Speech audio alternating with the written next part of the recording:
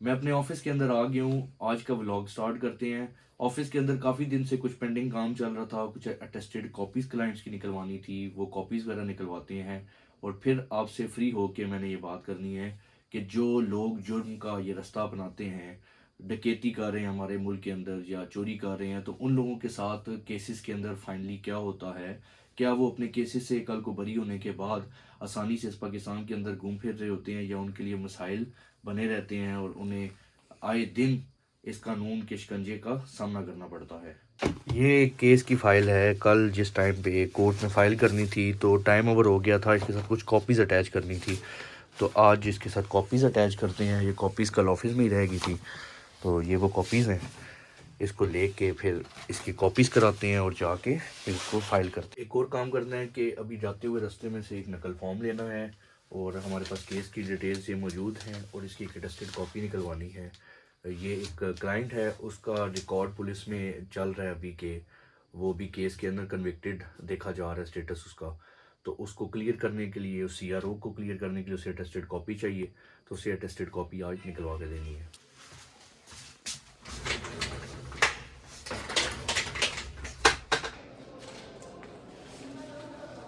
ابھی ہم نقل فارم کے لیے آ گئے ہیں. یہ آفس ہے نقل فارم کا، جہاں سے نقل فارم ملے گا. نقل فارم ایک دن وداؤٹ ٹکٹ دے دیں. ہاں جی، اس ٹائم ہم راولپنڈی کچہری کے اندر موجود ہیں. یہ راولپنڈی کے اندر ہمارے ادھر آپ رش دیکھیں کہ کتنا رش ہے. روز انصاف کے حصول کے لیے سائلین کس طرح اس عدالتوں میں آتے ہیں اور انصاف نہیں ملتا جناب. یہاں پہ یہ میرے ساتھ سید جنید احمد نقوی ہے میرا کولیگ. یہ ہم وائلیشن کرتے ہوئے، جبکہ ہمارے پاس ایک برج موجود ہے جس سے ہمیں گزرنے کا رستہ دیا گیا، لیکن دن میں ہمارے کورٹس کی طرف اتنے چکر ہوتے ہیں کہ اگر ہم برج کو یوز کرنا شروع کریں تو بس پھر ہماری وکالت ہو ہی گئی. یہ ہم اپنی پرانی کچہری سے اب نئی کچہری کی طرف جا رہے ہیں، اور یہ رش ہے، اور یہ ہم بدماشی سے آرام سکون سے جہاں دل کرے گا سب ہمیں ایزیلی رستہ دیں گے اور پھر ہم چلے جائیں گے. یہ ہمارے محافظ بھی موجود ہیں پاکستان کے. یہ یہاں پہ چونکہ سیکیورٹی ایریا ہے یہ آرمی کا، تو یہ بھی یہاں پہ سارا ڈیوٹی دے رہے ہوتے ہیں اپنی، اور دیکھ رہے ہوتے ہیں کوئی تھریٹ نہ ہو کسی قسم کا. یہ ہم جوڈیشل کمپلیکس راولپنڈی کے اندر انٹر ہو گئے ہیں، اور ابھی ہم اپنی متعلقہ کورٹ مدثر اقبال شاہ صاحب علاقہ مجسٹریٹ کی کورٹ کی طرف جا رہے ہیں، اور وہاں سے ہم نے پروسیس کرنا ہے. یہ ہمارے ایلیویٹرس انسٹال ہیں راولپنڈی کورٹ کے روٹ کے اندر، تاکہ جو سائلین سیڑھیاں اچھے سے نہیں چڑھ سکتے وہ آرام سے ایلیویٹرس کا یوز کر کے تو کورٹ کے اندر جا سکیں.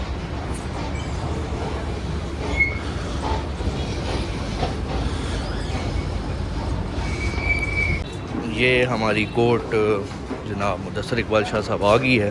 کورٹ کے اندر چونکہ موبائل الاؤ نہیں ہے، تو اندر اس کا جو ہم کام کرنے آئے ہیں، ایک فائل سبمٹ کرنی ہے، وہ سبمٹ کرتے ہیں، پھر آپ کو ڈیٹیل بتاتے ہیں. ابھی ہمارا بریک ٹائم چل رہا ہے، اور کورٹ کے اندر چونکہ جج موجود نہیں اور کافی زیادہ جو اہلکار ریڈر صاحب وغیرہ موجود نہیں ہیں، تو یہ ہم نے کہا کہ دوسرے کیس کا نقل فارم فل کر لیتے ہیں، اور جب بریک ٹائم اوور ہوگا 5 سے 7 منٹ رہتے ہیں، تو اس کے بعد نیکسٹ پروسیڈ کریں گے اور اپنی جو یہ فائل ہے اس کو کورٹ میں سبمٹ کریں گے. نقل فارم فل ہو رہا ہے.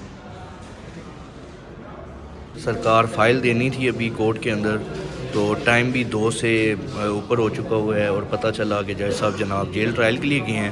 کوئی پتہ نہیں ہے کسی بھی متعلقہ بندے کو کہ کب آئیں گے، اور جب تک جج صاحب موجود نہیں ہوں گے تو ہم فائل کو کورٹ کے اندر نہیں دے سکتے. یہ ہمارا معاشرہ ہے اور یہ ہمارا نظام ہے انصاف کا. یہ جناب ہمارا بخشی خانہ ہے، جہاں پہ جتنے بھی جیل سے حوالاتی آتے ہیں وہ انہیں یہاں پہ لایا جاتا ہے. اور ابھی ہم یہ جا رہے ہیں سامنے. یہ ریکارڈ روم سے اٹیچ جو فوٹو کاپیرز ہیں وہ موجود ہیں، اور اوپر ہم ابھی جا رہے ہیں ٹیسٹ کاپی کے لیے ریکارڈ روم کی طرف. ادھر اتنی فائلز ہیں، اتنی فائلز کہ آپ سوچ نہیں سکتے. ہم نے منصور بھائی کو ملنا ہے جو ایسی ریکارڈ روم کی مختلف گلیوں میں سے کسی ایک گلی کے اندر کسی ایک بندے کی فائل نکال رہے ہیں. تو جب وہ واپس آتے ہیں ان کا ہم ویٹ کر رہے ہیں. اس کے بعد ہم اپنی فائل کے لیے انہیں بولیں گے اور پھر وہ فائل نکال کے دیں گے. اگر منصور بھائی نہ ہوں تو خود بتائیں کہ یہاں سے فائل کیسے نکلے. اس طرح کے اور ڈیر ریکارڈ روم موجود ہیں یہاں پہ. ہمارے بھائی آ گئے ہیں, منصور بھائی یہ ہماری ہیلپ کریں گے اور کیس کی فائل نکالنے میں ہمارا ساتھ دیں گے. منصور بھائی کو ہم نے اپنے ڈیٹیل فارم جو تھا نقل فارم وہ دے دیا ہے. یہ سرکار ریکارڈ روم ہے سارا. اس میں سے مجھے بتائیں منصور بھائی کے علاوہ کون بندہ فائل نکالے. ٹھیک ہے نہیں نہیں منصور بھائی چلیں, اوکے ہو گیا. پھر یہ ہمیں فائل ملے گی, اس کے بعد ہم یہاں ریکارڈ روم سے فائل لے کے یہاں پہ کاپی کروائیں گے. ریکارڈ روم سے ہمیں یہ بتایا گیا ہے کہ ابھی تک کورٹس کے اندر سے فائل جو ہے ریکارڈ روم میں نہیں بھیجی گئی, جبکہ ویسے پروسیس یہ ہوتا ہے 11ویں مہینے کا 2023 کا فیصلہ ہے, 1 مہینے کے اندر فائلز آ جاتی ہیں. تو ابھی ہمیں اسی علمت کے پاس جانا ہوگا جس کورٹ کا فیصلہ ہے, اور وہاں سے ہمیں فائلز ملیں گی. تو ابھی ہم اس کورٹ کے اندر جا رہے ہیں اور علمت صاحب سے فائل لے کے اس کی پھر کاپی کرواتے ہیں اور پھر اس کی ٹیسٹڈ کاپی جاری کرواتے ہیں.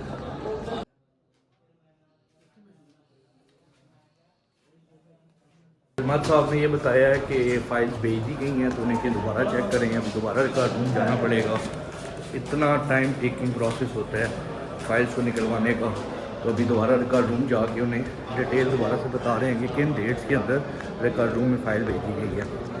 دوبارہ ریکارڈ روم کے علمت صاحب سے ملے ہیں, انہیں بتایا ہے کہ یہ اس فائل کا سٹیٹس ہے, لیکن انہوں نے کہا کہ جو متعلقہ ایک بندہ ہے جس نے فائل ریسیو کی ہیں وہ موجود نہیں ہے, تو اب ہمیں کل کا ٹائم ملا ہے. اس طریقے سے ہمارا جو یہ نظام موجود ہے پاکستان کے اندر, لوگوں کو سفر کرنا پڑتا ہے, ایون کہ وکلاء کو بھی, کہ وہ آتے ہیں کسی ٹیسٹڈ کاپی کو نکلوانے کے لیے, اور آپ کے سامنے کتنا ٹائم ٹیکنگ پروسیس بھی کیا, اور پھر بھی وہ کام نہیں ہو سکا. اب کل پہ شفٹ ہو گیا, تو کل دوبارہ سے اس کو پروسیڈ کر کے اور ٹیسٹڈ کاپی نکلے گی. اب سائلین یا کلائنٹس کوئی کام دیتے ہیں تو وہ یہ سوچتے ہیں کہ یہ فوراً سے پہلے بغیر کسی محنت کے یہ جائیں گے اور آگے سارے ان کی فائل کو تیار کر کے ہاتھ میں پکڑ کے بیٹھے ہوں گے, اور انہیں یہ نہیں پتہ کہ کتنے ٹائم ٹیکنگ پروسیس سے گزرنا پڑتا ہے اور یہ سارا کچھ کرنا ہوتا ہے. تو ایک فائل کو نکلوانے کے لیے 2 بندے ہم جناب گئے ہیں اور جا کے پروسیس کر کے آئے ہیں. دوسرا بندہ ابھی جو ہے نا کیمرے میں آنے کا اس کا دل نہیں کر رہا, اس لیے ابھی جو ہے نا دوبارہ ہم جا رہے ہیں اپنے آفس کی طرف. اور جو میں نے آپ کو ڈیٹیل میں بتانا تھا کہ جو جرائم کا پیشہ یہ اختیار کرتے ہیں تو ان کے ساتھ کیا معاملات ہوتے ہیں ہمارے پاکستان کے اندر, اس کو پھر ڈسکس کرتے ہیں. ابھی مجھے آپ کے سامنے چل چل کے سانس پھول چکا ہے, تو آفس میں بیٹھ کے پھر آپ کو ڈیٹیل میں اس بارے میں بتاتا ہوں. فائنلی ہم اپنے آفس آ چکے ہیں, اور ادھر پھر ابھی آپ کو میں آرام سے بیٹھ کے یہ سانس اپنا سیدھا کر کے پھر آپ کو ڈیٹیل میں بتاتا ہوں. جو لوگ جرم کا راستہ اختیار کر لیتے ہیں اور پاکستان کے اندر موجود جرائم کر رہے ہوتے ہیں, چوری اور ڈکیتی ٹائپ کے, اور ان وارداتوں کی وجہ سے وہ یہ سمجھتے ہیں کہ کل کو کیونکہ ہمارے قانون کے اندر بہت سے لوپ ہولز ہیں, اور ان لوپ ہولز کی وجہ سے ہم ٹیکنیکل بیسس کے اوپر باہر آ جائیں گے, باعزت بری ہو جائیں گے. اور ہوتا بھی یہی ہے کہ جو ہمارا عدالتی نظام موجود ہے اور جو ہمارا یہ ایک قانون ہے پاکستان کا, اس کے مطابق بآسانی ایک وکیل اچھے سے اپنے کیس کے اندر اس کو ڈیفینڈ کرتے ہوئے اپنے ایکیوز کو اتنے لیکوناز اور ڈینٹس بنا دیتا ہے کیس کے اندر کہ ججز مجبور ہو جاتے ہیں کہ انہیں اس کیس کی فائل کو دیکھتے ہوئے ان ملزمان کو جو چوری کی اور ڈکیتی کی واردات کے اندر ملوث ہوتے ہیں ان کو بری کرنا پڑتا ہے. لیکن اس کے علاوہ جو آن گراؤنڈ ریالٹی ہے ہمارے پاکستان کے اندر وہ یہ ہے کہ پولیس ان کا نام, ان چوروں کا, ان ڈکیتوں کا نام, ایک ٹی او پی او کی پولیس کے پاس ایک لسٹ ہوتی ہے جس کے اندر سارے پاکستان کے پولیس والے اس پائپ لائن کے اندر اس لسٹ کو دیکھ رہے ہوتے ہیں, اور جب بھی کبھی کسی علاقے کے اندر کوئی کرائم کمٹ ہوتا ہے تو اس لسٹ کے مطابق جتنے بھی اس علاقے میں موجود وہ واردات کرنے والے چور یا ڈکیت ہوتے ہیں ان کو پولیس پکڑ لیتی ہے. سیکشن 54 پولیس کو سیکشن 54 جو بیسیکلی ہے یہ سی آر پی سی کا سیکشن ہے, جس کے مطابق پولیس کو یہ اختیار حاصل ہے کہ وہ ان واردات کرنے والے جو ملزمان پہلے جو ہسٹری شیٹر رہے ہوتے ہیں ٹی او پی او کی لسٹ کے مطابق ریکارڈ یافتہ ہوتے ہیں, ان کو سیکشن 54 کے مطابق دوبارہ سے اریسٹ کر سکتی ہے اور ان سے پوچھ سکتی ہے, ان سے تفتیش کر سکتی ہے کہ کیا آپ نے یہ جو واردات ہوئی ہے جس کے اندر ہمیں جو اصل ملزمان درکار ہیں اس کے اندر آپ تو ملوث نہیں ہیں. اور آئے دن ہمیں یہ ادھر ہمارے نظام میں دیکھنے کو ملتا ہے, ہمارے پاس بہت سے کیسز اس طرح کے آتے ہیں کہ پولیس 54 کے تحت لے گئی ہے اور 2 دن 3 دن پولیس نے انہیں حبس بجا میں بھی رکھا اور بے گناہ ہونے پہ آخرکار انہیں بری کر دیا. تو جن اشخاص نے، جن لوگوں نے یہ وارداتیں چوری کی، ڈکیتی کی ہمارے پاکستان کے اندر کی ہیں، ان کو یہ نہیں پتہ کہ وہ معافی بھی مانگ لیں، اللہ تعالیٰ کے حضور بھی معافی مانگ لیں، اور جن لوگوں کے ساتھ انہوں نے واردات کی ہے ان سے بھی معافی مانگ لیں، تو جو ہمارے ملک کے اندر یہ پولیس کا ڈپارٹمنٹ ہے، یہ انہیں اس کے باوجود بھی نہیں بخشتا، یہ ان کو آئے روز تفتیش کے لیے لے جاتا ہے، اور پوری زندگی وہ رزق حلال بھی نہیں کما سکتے، بے شک انہوں نے معافی توبہ کر لی ہو۔ میری آپ لوگوں سے یہی درخواست ہے، بزرگوں سے یہ درخواست ہے خاص طور پہ، کہ وہ اپنے بچوں کا خیال رکھیں۔ ہمارے ملک کے اندر مہنگائی بڑھ چکی ہے، اور اس مہنگائی کو لے کے یہ کوئی حل نہیں ہے کہ آپ کہ بچے ان وارداتوں کے اندر پائے جائیں اور اس طرح لوگوں کو لوٹ کے اور گھر کے سرکل چلائیں۔ یہ ایک وجہ ہمارے سامنے سب سے مین دیکھنے کو ملتی ہے کہ لوگ کہتے ہیں کہ غربت اتنی ہے کہ ہم کیا کریں، تو لیکن یہ کوئی حل نہیں ہے۔